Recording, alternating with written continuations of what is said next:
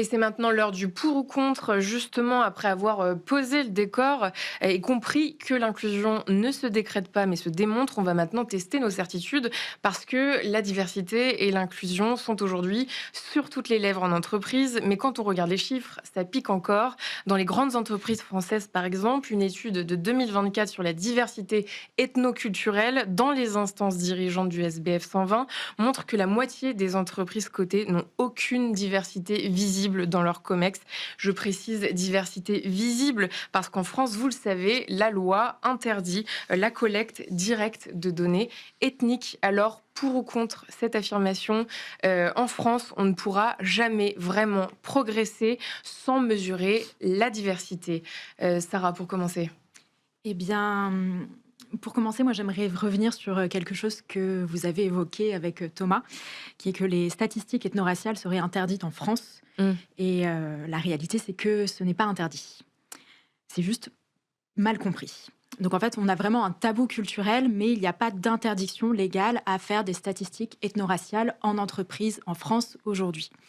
Ce qui est interdit vraiment, de par les décisions du Conseil constitutionnel, c'est d'avoir ce qu'on appelle un référentiel a priori, c'est-à-dire qu'on va déjà faire des cases avec des identités ethno-raciales, on va demander aux personnes de cocher et de rentrer dans ces cases.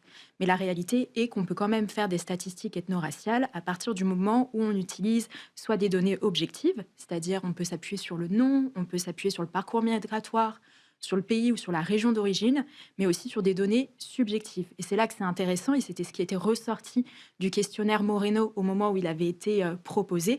On va poser des questions sur le ressenti d'appartenance, mais aussi la perception par les autres. Donc vraiment, ce n'est pas interdit. Mais donc, ce sont des méthodes indirectes, quelque part. Ce sont des méthodes indirectes, tout à fait. Mais ça montre bien qu'on peut quand même aller chercher l'information qu'on souhaite avoir. C'est pas interdit, c'est juste très encadré. Chloé, face à cette affirmation. Déjà, merci beaucoup pour ce rappel parce que c'est très important. On avait pas mal été engagés avec Diversité justement au moment de la création de l'index Moreno, cet index diversité. Et je me souviens qu'il y avait beaucoup de débats sur le sujet, disant non, mais nous, on veut absolument avancer, mais en fait, on peut rien faire parce qu'on peut pas mesurer, on est un peu à l'aveugle. Dans l'étude qu'on avait menée, c'était flagrant de voir cet écart et ces entreprises qui disaient qu'elles pouvaient pas avancer. Et donc, absolument pour, en effet, l'affirmation que vous venez de donner, parce qu'on a absolument besoin d'aller dans le détail, et ça participe aussi au changement culturel. En fait, la mesure et ce changement culturel peuvent complètement aller ensemble, puisque en fait, on enlèverait tout d'un coup les tabous, et il y a plein de choses qui peuvent être faites dans la mesure où notamment la CNIL a sorti un nouvel avis au printemps 2025 qui indiquait toutes les manières de faire. On a tendance à opposer le besoin de mesurer et le côté protection des données privées. Aujourd'hui, avec tout ce qu'on fait sur les enjeux RGPD, il y a plein de manières de protéger et d'avancer très concrètement. C'est amusant parce que je travaille dans un grand groupe, Schneider Electric, et finalement, de part et d'autre de l'Atlantique, on a des tabous un peu opposés. Donc aux États-Unis, on ne peut pas parler de l'âge. Alors demander l'âge à quelqu'un, c'est impossible. Et du coup, on ne mesure pas les discriminations liées à l'âge, qui sont pourtant importantes malheureusement. Et en France, c'est sur les origines ethniques. Je pense que les tabous sont néfastes en la matière. Si on souhaite adresser et répondre à la question est-ce qu'on peut progresser sans mesurer, je ne crois pas. Et je pense que c'est nécessaire. Et on voit dans certaines études que vous indiquez, ou la réponse que vous donniez, qu'on peut mesurer certaines choses. Donc faisons-le. Et on reviendra plus en détail, notamment au cours du débat, sur la façon dont vous, chez Schneider Electric, vous mesurez justement... mais est-ce que les entreprises françaises devraient s'inspirer de pays où la collecte est plus directe, plus standardisée ? S'inspirer, oui. Après, partout où on opère, on respecte la loi. Et donc, on doit à chaque fois s'inscrire dans un cadre légal. Mais oui, s'inspirer des bonnes pratiques d'autres géographies, oui, c'est possible. C'est votre avis aussi Oui, je suis entièrement d'accord avec ça. D'ailleurs, c'est intéressant parce que c'est quelque chose qu'on a mis en place dans le cadre des standards de certification B Corp. On a désormais une thématique d'impact qui est dédiée aux enjeux de diversité et d'inclusion. Et l'une des exigences minimales, c'est que toutes les entreprises, quel que soit leur pays d'opération, doivent faire de la collecte de données. Donc cela peut se faire soit à travers une discussion qui peut être facilitée. On le recommande notamment pour les entreprises qui ont moins de 50 salariés, parce que cela permet d'assurer quand même un certain niveau de confidentialité et d'anonymat qu'on pourrait perdre potentiellement avec de la collecte. Et quand on ne peut pas avoir, on va dire, de discussion parce qu'on est sur une grande entreprise ou une multinationale, là, on encourage les entreprises à aller sur de la collecte. Donc, tout d'abord, de la collecte sur l'identité de genre ou sur le sexe. Ça, pareil, ça dépend du pays où l'entreprise est en train d'opérer, parce qu'aujourd'hui, on le sait, il y a des pays où aller chercher des informations sur l'identité de genre, ça peut être très compliqué d'un point de vue légal, mais aussi très dangereux pour les personnes auprès desquelles on va aller récolter cette information. Et on demande d'aller sur une seconde identité supplémentaire. Et c'est ça qui est intéressant, c'est-à-dire qu'on va demander aux entreprises, par rapport à leur contexte, à leur culture, à leur société, d'aller chercher de la donnée sur une identité qui leur paraît être pertinente. Ce qu'on veut dire par là, c'est que si vous opérez, par exemple, dans un pays qui fait face de façon récurrente, on va dire, à des situations de racisme, on va vous demander d'aller chercher des statistiques sur l'identité ethno-raciale. Si c'est un pays, du coup, comme les États-Unis, où on parle de l'âge, on va aller chercher des données en lien avec l'âge et l'intergénérationnel. Peut-être pour terminer sur l'aspect, on va dire, collecte de données sur le sujet, il est interdit d'associer un individu, une personne à une statistique de ce type. En revanche, on peut très bien imaginer mettre en place des enquêtes anonymes basées sur des ressentis, comme disait Sarah, et de fait commencer à avoir une image plus ou moins fidèle de la diversité, de la représentativité dans l'entreprise. Ça, c'est une autre façon d'aborder le sujet qui peut être intéressante. Pour terminer pour ma part en tout cas, sur l'affirmation, et pour nourrir le débat qui s'en suivra, moi j'aimerais répondre contre à l'affirmation, parce que quand bien même on ne mesure pas précisément la représentativité dans l'entreprise, je pense pouvoir témoigner avec Norcis de la possibilité de faire vraiment évoluer les choses, plutôt par l'approche du changement culturel, par des mécaniques de formation sur la lutte contre les préjugés, etc., qui fait qu'aujourd'hui, même si je n'aurais pas de statistiques à vous avancer, je peux affirmer que dans notre entreprise, il y a une belle diversité qui est représentée et beaucoup moins de problématiques, y compris sur l'âge, comme le mentionnait Michael, qui, à mon avis, devient un très très grand sujet avec le vieillissement de la population. Et on y reviendra justement sur ces biais, et ça me fait penser à vous, Chloé, parce que quand on a préparé cette émission, vous m'avez dit qu'en France, on privilégie plutôt une approche colorblind.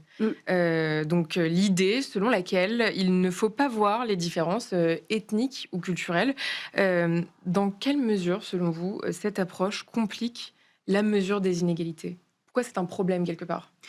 C'est un problème parce que je pense que ça va à l'encontre de notre modèle universaliste, en fait. On a un modèle qui, à la base, justement, vise à promouvoir l'égalité, l'existence de mêmes opportunités pour tous et toutes. Et je pense qu'on est tous autour de cette table attachés à ce modèle universaliste. Le problème, c'est qu'aujourd'hui, on a fait beaucoup pour ouvrir les écoles, pour ouvrir les entreprises. Mais si on ne prend pas en considération les obstacles que rencontrent les individus en raison de leur singularité, on ne peut pas avancer. Si on ne se dit pas qu'une personne qui est en situation de handicap invisible va rencontrer des difficultés que, en tant que personne valide, on ne connaît pas, ou si on ne va pas prendre en considération le fait de venir de QPV ou de zone rurale comme étant un véritable sujet, on ne peut pas avancer. QPV, quartier prioritaire Oui, de la ville. pardon. Oui, merci pour ce réflexe journalistique, Thomas. Désolée. Michael, vous êtes d'accord avec cette idée selon laquelle ignorer les différences, quelque part, ça empêche de progresser?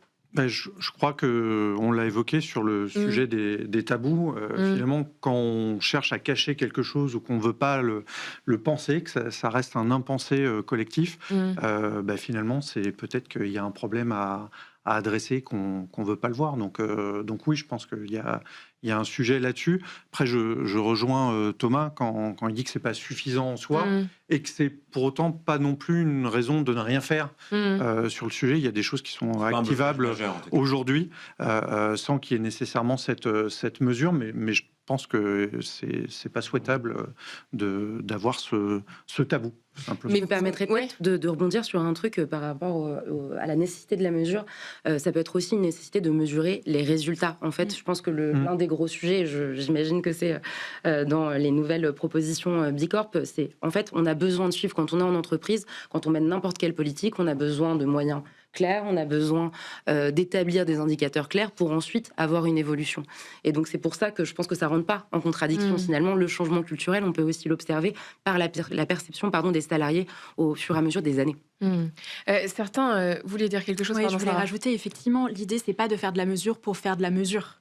L'idée, c'est de faire de la mesure, puis à partir de cette mesure, avoir un état des lieux desquels on définit une stratégie qui est pertinente par rapport à ce qu'on a pu analyser ou constater, et ensuite suivre ces données au fil des Mmh. années, au fil des mois, pour voir comment est-ce que les actions qu'on va mettre en place font évoluer ces chiffres. L'idée, c'est pas de faire juste une photographie de l'entreprise qu'on va ensuite, très bien, on a fait notre donnée, on peut le mettre dans un fichier, le mettre au placard, Ouais. on réouvrira dans 5 ans. Non, l'idée, c'est de vraiment, quand on construit une stratégie de diversité et inclusion, de s'appuyer sur ces chiffres et de s'y référer quand on met en place différentes actions, que ce soit un processus de recrutement inclusif, que ce soit des groupes de ressources employées, que ce soit une charte de communication, De des la congés, formation. de la formation, du mentoring, du parrainage. L'idée, c'est de voir comment est-ce que les différentes actions qu'on va mettre en place font évoluer justement ces chiffres Mmh. d'une direction ou d'une autre. Mmh. Pour pousser un peu la réflexion et après on passera, à la prochaine séquence, certains suggèrent, d'autoriser les quotas, Mmh. pour favoriser la diversité. D'autres dénoncent une approche, contraignante qui favorise la forme sans corriger, le fond vraiment. Les quotas peuvent-ils réellement, favoriser, la diversité? Si je peux réagir, Mmh. je pense que en fait, les quotas, il y a quelque chose de très paradoxal dans l'étude qu'on avait portée justement avec PwC, état des lieux de la mesure de la diversité en entreprise. Il y avait quelque chose de super paradoxal, c'est que d'un côté, les dirigeants sont globalement pas vraiment pour. Côté salariés, on a plutôt des personnes en faveur. Il y avait 77% des salariés interrogés qui disaient vouloir qu'il y ait des quotas si ça permettait de changer des choses. Et en l'occurrence, ça permet de changer des choses. C'est efficace sur la question femmes-hommes, sur les questions de parité. La loi Copé-Zimmermann, un véritable succès. Quand on interroge en 2009, on se rend compte qu'il y a 8% de parité au sein des conseils d'administration. Quelques années plus tard, en 2021, on est à 40%. Donc en fait, ça fonctionne parce que ça a permis de mettre à jour le fait qu'il y ait finalement pas mal de blocages dus à des effets de réseau, à des effets de recrutement informel dans les conseils d'administration. Et donc, des choses qu'on ne voyait pas et on disait, attendez, surtout, faut pas qu'il y ait de quotas, c'est hyper dangereux parce qu'il faut rester sur la compétence, etc. On se rend compte que quand on en met en place, ça change quand même la donne. Alors après, il faut évidemment que ce soit hyper encadré, hyper bien réfléchi, mais je pense pas qu'il faut s'y opposer par principe parce qu'il y a des peurs, voilà, il y a des tabous, des peurs dont on parle depuis tout à l'heure et qui entourent ces questions trop fortement. Non, Michael, pour ouais, réagir, sur les quotas. oui, Et chez Schneider Electric, d'ailleurs, intellectuellement, on pourrait penser quota, contrainte. Finalement, c'est pas la compétence qui prédomine, etc. Force est de constater, l'histoire montre que ça fonctionne sur certains domaines qui ont été réfléchis, qui ont été ciblés, donc ça apporte des résultats. On est obligé de le constater, même si intellectuellement on pourrait. Et vous pourrait les dire appliquez trop de- justement chez Schneider Electric? Quand ils sont légalement exigés dans certains pays, c'est le cas et on le fait évidemment. Je pense aussi au handicap, où finalement on s'aperçoit que ça a des effets très concrets sur le terrain. Après, effectivement, j'attire l'attention sur la réflexion. On fait beaucoup de choses, par exemple sur les seniors chez Schneider, on en parlera peut-être. Et du coup, des gens me disaient, mais est-ce que vous recrutez 50% de seniors? C'est important de savoir quel est le point de départ dans l'entreprise. Chez Schneider Electric en France, j'ai 50% des gens qui ont plus de 45 ans. Donc, si je veux amener de la diversité, je vais plutôt recruter des jeunes pour le coup. Mais est-ce que tout ça, c'est Donc- à mettre sur un même plan quand on parle de handicap, de différences ethnoculturelles? Non, c'est pour ça que ça doit être Est-ce qu'il faut mettre tout réfléchi ça sur un même et plan? contextualisé. Ça peut pas, il y aura pas une source unique ou une solution unique qui s'appliquera de façon uniforme. Dans certains cas, les quotas apporteraient quelque chose. Dans d'autres, je ne pense pas. En fait, alors, le quota, c'est sans doute un mal nécessaire. C'est aussi franchement un terrible aveu d'impuissance quand on est obligé d'en arriver là. C'est qu'on a du mal à trouver d'autres mécanismes que de l'imposer. Et si le handicap est un bel exemple, c'est aussi l'exemple que ça ne suffit pas, puisqu'aujourd'hui, il y a quand même peu d'entreprises qui sont dans les clous, quand bien même il y a une obligation légale et des pénalités financières pour chaque profil qui n'est pas présent dans l'entreprise. Je crois que c'est 5 000 € de pénalité pour chaque entreprise. Donc ça peut vite faire des sommes importantes. Je me dis que voilà, si on peut pas mettre tous les sujets dans le même panier, il est néanmoins intéressant pour les entreprises, on essaie de garder ce prisme-là, d'être représentatif de la population française en l'occurrence, parce que ce sera aussi une source de meilleure résilience, de meilleure compréhension des enjeux des marchés qu'on adresse. De rôle sociétal à un moment où dans le débat public ça semble de plus en plus difficile de se mettre d'accord et de débattre de façon saine. L'entreprise reste un lieu de rencontre où des gens d'origine de milieux différents peuvent se côtoyer sur une base commune, qui est celle du projet de l'entreprise. C'est extrêmement précieux, moi je pense, d'essayer de garder, de développer ça pour les années qui viennent. Sarah, et ensuite on passera au débat, parce qu'on est littéralement en train de commencer le débat. Littéralement en train de commencer le débat. Et justement, moi, c'était sur les propos de Thomas que je souhaiterais réagir, puisqu'on parle des bienfaits de la diversité. Ouais. Et il y a quelque chose, on va dire, contre lequel on lutte chez Bilab, donc à travers la certification Bicorp, ou alors qu'on vient de challenger, ça va être tout l'argumentaire du business case de la diversité, comme quoi la diversité apporte plus de performance et plus de chiffre d'affaires aux entreprises qui s'intéressent à ces sujets, mais peut-être que je vais garder cela pour le débat. Ok, très bien. Super. Merci pour la transition, Sarah. Que Impressionnant. de talent journalistique sur ce plateau. On passe au débat.